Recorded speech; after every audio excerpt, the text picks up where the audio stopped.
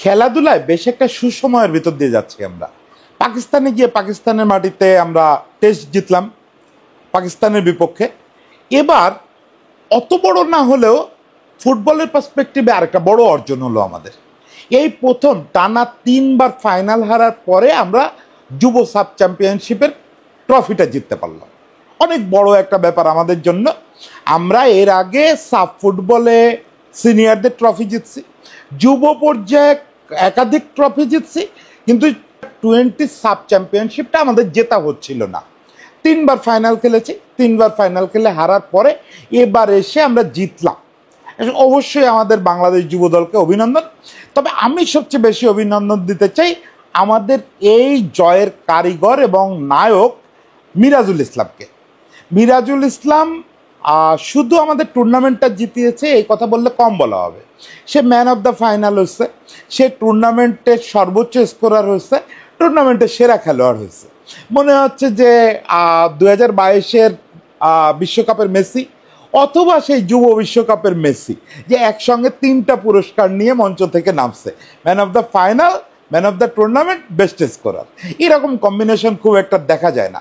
তবে আমি তাকে মেসির সঙ্গে তুলনা করব না, যদিও তার খেলা নিয়ে অনেকেই মজা করতেছে যে সে আমাদের মেসি, সে পারফেক্ট 10। কিন্তু আমি বলবো যে এই ছেলেটা মেসির চেয়ে বড় কিছু।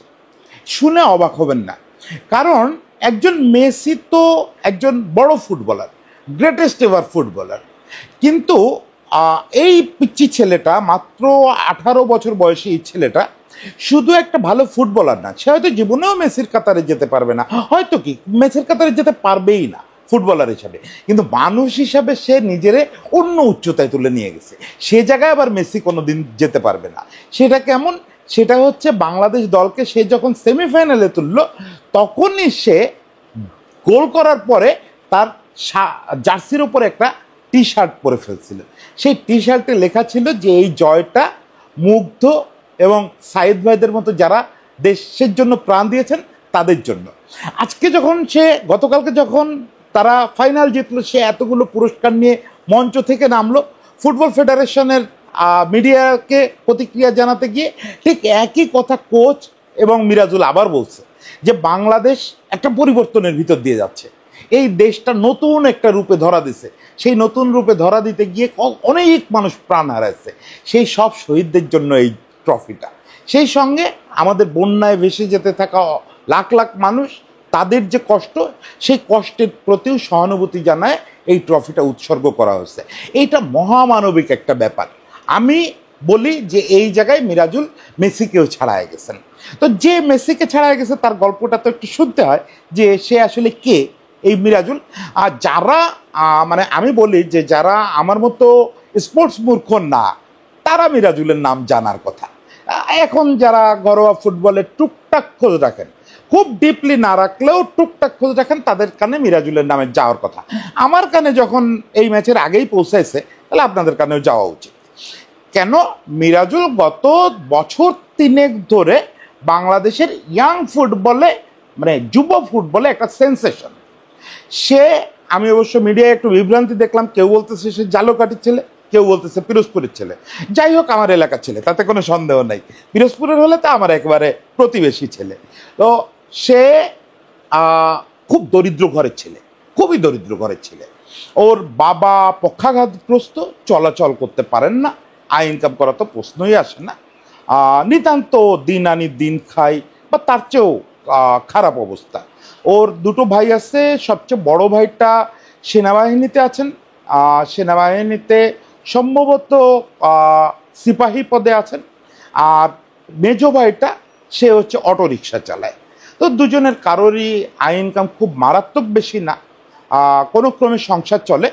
তারপরেও এই বালকটার 6-7 বছর বয়স থেকে তার ফুটবলের প্রতি প্রবল নেশা দেখে 2 ভাই সংসার চালানোর পাশাপাশি কষ্ট করে তাকে বিকেএসপিতে এনে ট্রায়াল দেওয়া হয়েছে। এটা আমাকে ছুঁয়ে গেছে যে একজন পক্ষাঘাতগ্রস্ত বাবা, যিনি ছোটবেলায় এই ছেলেটাকে একদিন খাটের সঙ্গে বেঁধে রাখছিলেন যে ও কেন স্কুল পালায় রোজ খেলতে যায়।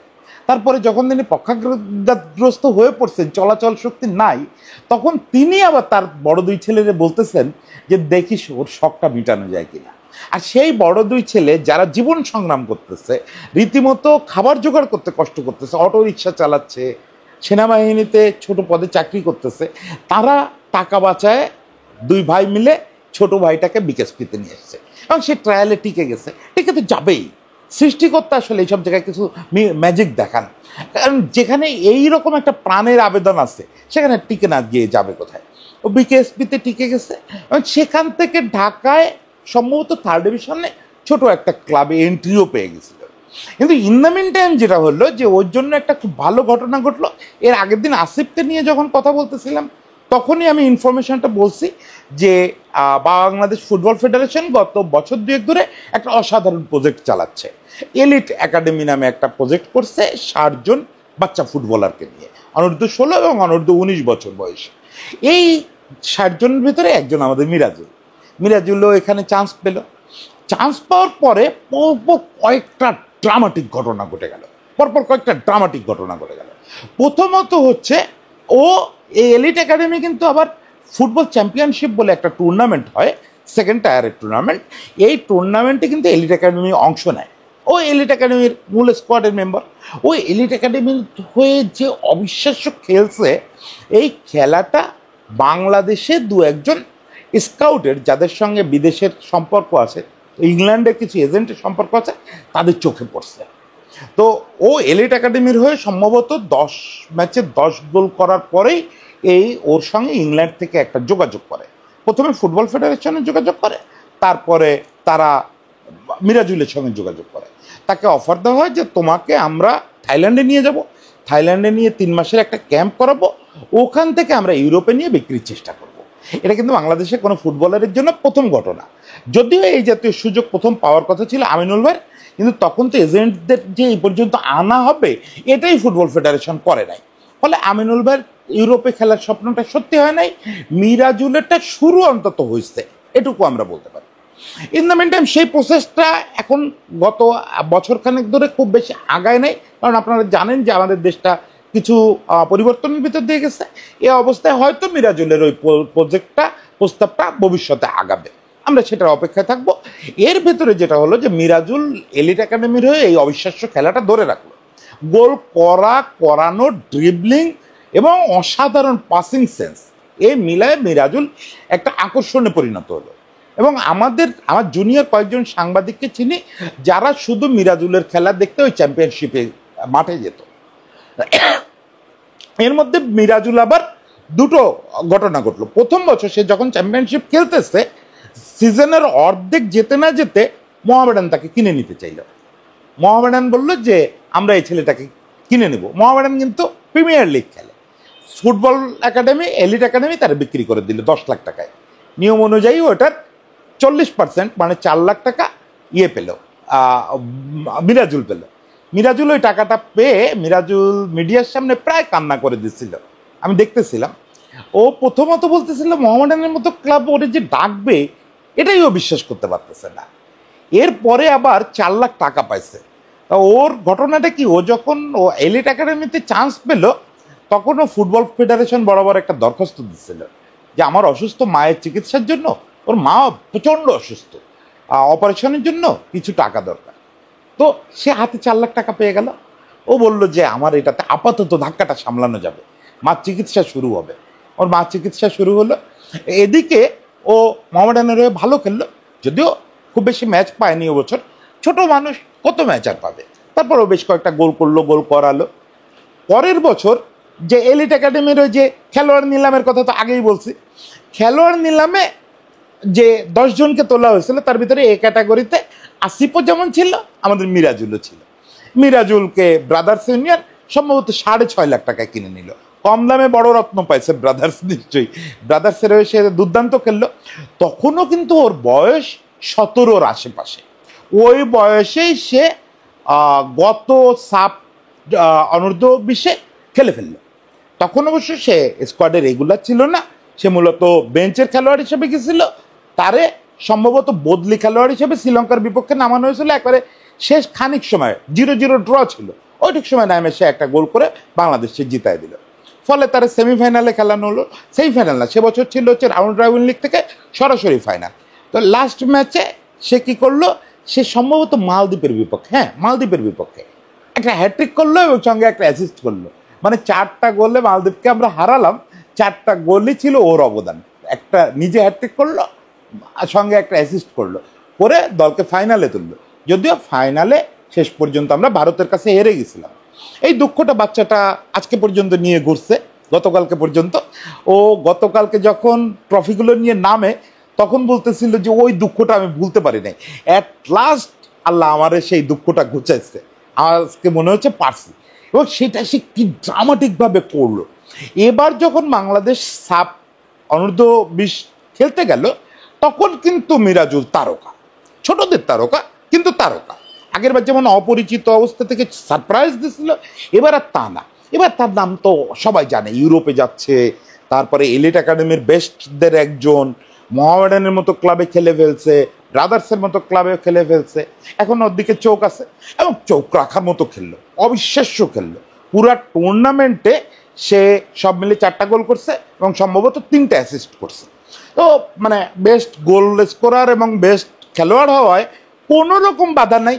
এবং ফাইনালটা নিজে পায়ে করে জিতাইছে, হাতে ধরে জিতাইছে বলতে চাইছিলাম, কিন্তু অ্যাকচুয়ালি পায়ে এবং মাথায় করে জিতাইছে। নিজে 2টো গোল করছে, একটা অ্যাসিস্ট করছে। মানে 4-1 গোলে বাংলাদেশ ফাইনাল জিতছে। সেই 4 গোলে 3টাই হচ্ছে মিরাজুলের প্রত্যক্ষ অবদানের ফল। ফলে বুঝতেই পারতেছেন যে পুরো টুর্নামেন্ট ছিল আসলে মিরাজুলময়, এবং সেই রকম পুরস্কার নিয়েই সে শেষ পর্যন্ত ফিরছে। আমি তার কথাবার্তা দেখলাম, বাফুফের পাঠানো ভিডিওগুলোতে ছবি দেখলাম, তো সব কিছু মিলায় মনে হলো যে এই ছেলেটা আসলে ভবিষ্যতের জন্য তৈরি। এখন প্রবলেম হচ্ছে যে আমি তো তার খেলা দেখি নাই, এটা তো অস্বীকার করতে কোনো দোষ নেই। ফলে আমি যেটা করলাম যে আমাদের বয়সভিত্তিক ফুটবলের যারা খোঁজ রাখে এরকম 2জন সাংবাদিকের সঙ্গে আলাপ করলাম। তার ভিতরে বিশেষ করে আমাদের জুনিয়র এক সাংবাদিক শরীফুল্লাহর সঙ্গে কথা বললাম। তো ও এবং আরাফাত জুবায়ের, ঢাকা পোস্টের আরাফাত জুবায়ের তো বাংলাদেশের ফুটবলের অন্যতম শীর্ষ সাংবাদিক, 2জন একটা কমন টার্ম ইউজ করলো যে দাদা he is perfect number 10, he is perfect number 10। এবং 2জনই বললো যে আমাদের দেশে নাম্বার 10 আমরা খুব বেশি পাইনি। ধরেন ওদের কথার সঙ্গে যদি আমি যোগ করি তাহলে সম্ভবত সাব্বির ভাইয়ের পরে আমরা কোনো পারফেক্ট নাম্বার 10 পাই নাই। মানে আমরা কি পাই, 10 নম্বর জার্সি কাউকে দিতে হয় বলে দেওয়া হয়, কিন্তু একজন মানে এইটা তো ধরে নিন না, আমি ওরা মেসি বলতেছি, কিন্তু একজন মেসি ঘরানার প্লেয়ার যে একই সঙ্গে প্লেমেক করবে এবং প্রয়োজন হলে গোল করবে, সুযোগ পেলে গোল করবে, মানে এই ধরনের মূলত প্লেমেকার বাট সেন্ট্রাল ফরওয়ার্ড, এই যে পারফেক্ট নাম্বার 10, এই মেসি ম্যারাডোনা এই গোত্রের খেলোয়াড় আমরা বাংলাদেশে খুব একটা পাই না। ওই সাব্বির ভাই সর্বশেষ ছিল এরকম, সেই গোত্রের খেলোয়াড় হচ্ছে। এবং মানে এরা দাবি করতেছে যে সে সম্ভবত বাংলাদেশের মানে সেরা 10দের ভিতরে একজন। ইভেন তার সঙ্গে সালাউদ্দিন ভাই হয়তো কম্পিটিশন হওয়ার একটা জায়গায় একসময় সে যেতে পারবে। কারণ কি, কারণ হিসাবে তার স্ট্রেংথ যেটা বলা হচ্ছে যে সবচেয়ে স্ট্রেংথ হচ্ছে তার পাসিং সেন্স। সে বল নিয়ে যখন ঢোকে, বাংলাদেশের বেশিরভাগ খেলোয়াড়ের যে সমস্যাটা, এটা আপনারাও জানেন আমরাও জানি, যে যখন বিশেষ করে ফরওয়ার্ড লাইনে তারা বল পায় তারা রিলিজ করে দেওয়ার জন্য ব্যস্ত থাকে, কারে দিলাম কেমনে দিলাম এটা দেখার সময় খুব একটা পায় না। বেশিরভাগ ক্ষেত্রে যারে একটু ফাঁকা দেখে তার পায়ে বল ছেড়ে দেয়। কিন্তু এইটা তো একজন ভালো প্লেমেকারের কাজ না। ভালো প্লেমেকার শুধু ফাঁকা খেলোয়াড়কে দেখবে না, সে দেখবে যে বেস্ট জায়গাটা কোথায়, বেস্ট চান্সটা কে ক্রিয়েট করতে পারে, সে সেই স্ট্রাইকারকে খোঁজ করবে বা সেই খেলোয়াড়টাকে খোঁজ করবে। এই জিনিসটা এবং ঠিক কোন মুহূর্তে রিলিজটা করতে হবে। দেখেন মানে একটা আপনার এই যে জুলিয়ান আলভারেজ আর হিগুয়েন, এদের পার্থক্যটা কি? পার্থক্য হচ্ছে যে আলভারেজ জানে যে কোন মুহূর্তে শটটা নিতে হবে, আর হিগুয়েন জানতো না যে কোন মুহূর্তে শটটা নিতে হবে। বা আপনি যদি বলেন যে একজন মেসির সঙ্গে আমাদের একজন সাধারণ প্লেমেকারের পার্থক্য কি, মেসি জানে যে ঠিক কোন মুহূর্তে বলটা রিলিজ করে পাসটা দিতে হবে, জিদান জানে যে কোন ফ্র্যাকশন অফ সেকেন্ডে এই পাসটা দিতে হবে। সেই জিনিসটার খানিকটা ছোঁয়া এই ছেলেটার মধ্যে আছে, যে ও এই জিনিসটাই ওর সবচেয়ে ভালো। সবাই ওরে বললো যে ওর ডিফাইনিং ক্যারেক্টার হচ্ছে যে ও কি পাসটা দিতে জানে। এই পাসটা দেওয়া বাংলাদেশের জন্য খুব গুরুত্বপূর্ণ। এর সাথে তার গোল স্কোরিং অ্যাবিলিটি, সেটা তো অলরেডি প্রুভেন, যে সে আজকে যেমন একটা গতকালকে যেমন একটা গোল ছিল ফ্রি কিক থেকে, একটা ছিল দুর্দান্ত হেডে। ও বুঝতেই পারতেছেন যে তার সব ধরনের, এছাড়া আগের ম্যাচে সে যেমন সুন্দর পাস করে গোল করাইছে, একই রকম নিজে সুন্দর বক্সের ভিতর থেকে গোল দিছে। সব ধরনের গোল স্কোরিং অ্যাবিলিটি তার আছে, খুব ভালো ড্রিবল করতে পারে এবং বল পায়ে রাখতে পারে। একটা ছোট্ট সমালোচনা যেটা শুনলাম সেটা হচ্ছে ডিফেন্স ভেঙে ঢুকে যাওয়ার যে প্রবণতা, মানে আপনার বল নিয়ে নিজে আগায় যাওয়ার যে ব্যাপারটা, এটা তার সম্ভবত একটু কম আছে। মানে ডিফেন্স ভেদ করার ক্ষমতাটা, কি পাস দিতে পারতেছে, নিজে ড্রিবল করে আগায় যাইতে পারতেছে সামান্য, এবং সে বল পায়ে রাখতে পারতেছে, কিন্তু নিজে ভেঙে চুরে ঢুকে যাওয়ার যে ব্যাপারটা, মানে যে জায়গাটায় সে আর কি একটু পিছায় আছে ওই পারফেক্ট নাম্বার 10 হওয়া থেকে। তা আমার ধারণা এটা খুব বেশি দিন থাকবে না।